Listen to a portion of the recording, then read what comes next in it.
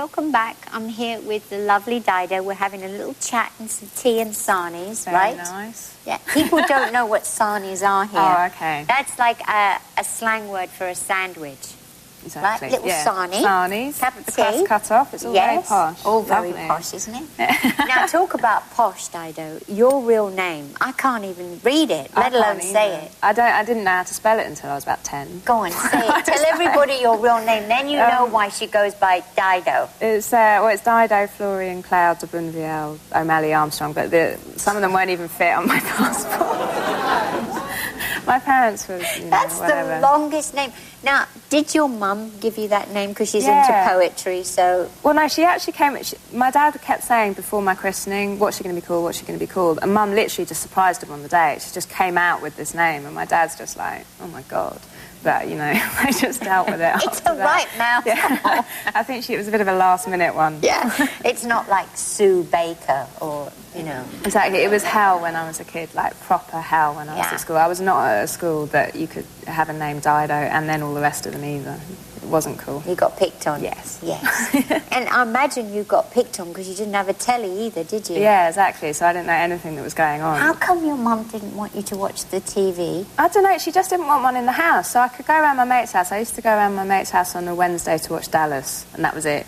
So that's my only frame of reference. Was Dallas. Whole 70s and 80s was Dallas and Top of the Pops, and that was it, really. And she just didn't want one in the house, and then we smuggled one in once, and my dad smuggled one in.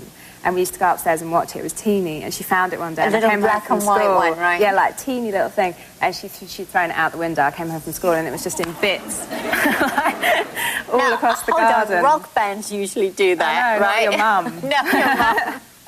No, I think it's probably still there's little bits of it in the garden. But, still there. Yeah. Oh.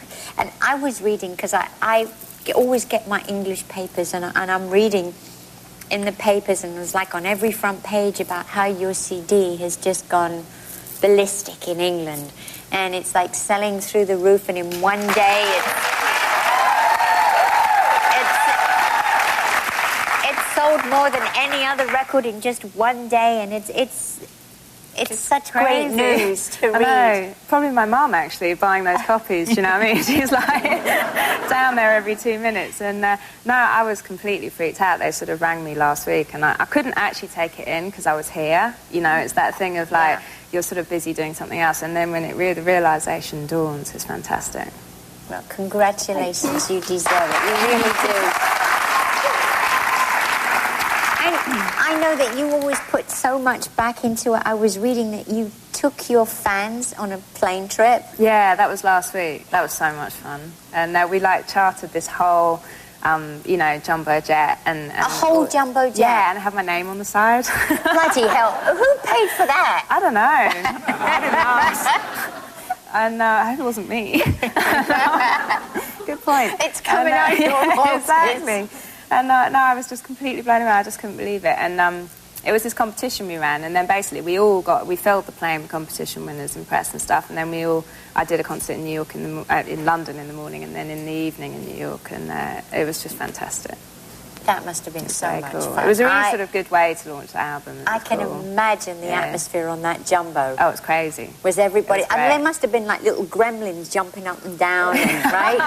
Everyone was just so up for it, and it was just like, it's real, because there were people from all over the world. There was like Brazil, America, the whole of Europe, everywhere, and it was just so much fun. But by the end of the night, where it sort of ended at this party, we'd all been up for like 26 hours, and even the cabin crew at the party just smashed, do you know what I mean? Just like everyone. The pilot's there with his hat like that, right? Legless. It was great, though. Well, all right, I want to know something about your songs. Because I know your mum she's a poet. Yeah. And your lyrics, do you get that from your mum? I don't know, because she'll never let us see any of her poems. Stop. She's written thousands. You've never I have, anything. but I don't need her to know that, because I found them. A lot of sneaking around when I was younger, and I found them, but I'm not meant to tell her that. And cause she doesn't know. But yeah, she just writes these poems. She's like, won't show them to anyone. But the ones I found were amazing. But she just never shows them.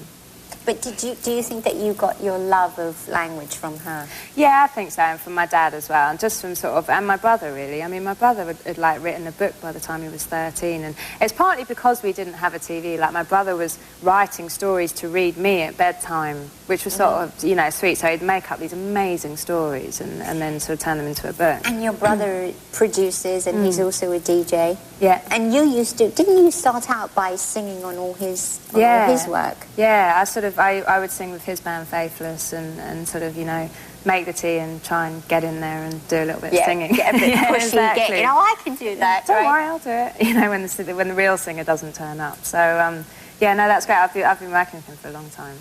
And it's amazing that you were working for such a long time, and then it was the Gwyneth Paltrow movie where they had your song in that really started it for you. Yeah. Big time. Yeah, I mean, I still don't know how they got the copy because it was way before the album came out. I think it was just friends passing it on. Yeah. So, yeah, I mean, that was a big start for me. And is that where Eminem heard your... Yeah, first they heard sampled it from that, Yeah. you know, because it was advertising the movie as well and on the by the time it had reached the TV, and then that's how it got sampled in the first place. And do you still speak to old Eminem? Hardly ever. I saw him about a year ago. I'm fascinated by him. He is amazing. I mean, he's honestly one of the most like charismatic and charming people I've ever met. Like, but I like him because you don't know a lot about him. Exactly. He never talks to a lot of people, and he's always in the background. I know, he's just cool, and he was so charming and so nice to work with, and I had a proper respect for him as an artist. Yeah. You know, there's no one that has even come close to doing what he does. You know, he's incredible. He's brilliant. He is. He's brilliant. Thank you for being here with me. It's my pleasure. Thank you. Thanks for my tea. pleasure. And you have a safe journey back home. I will. All right. Cool. Wish I was coming with you.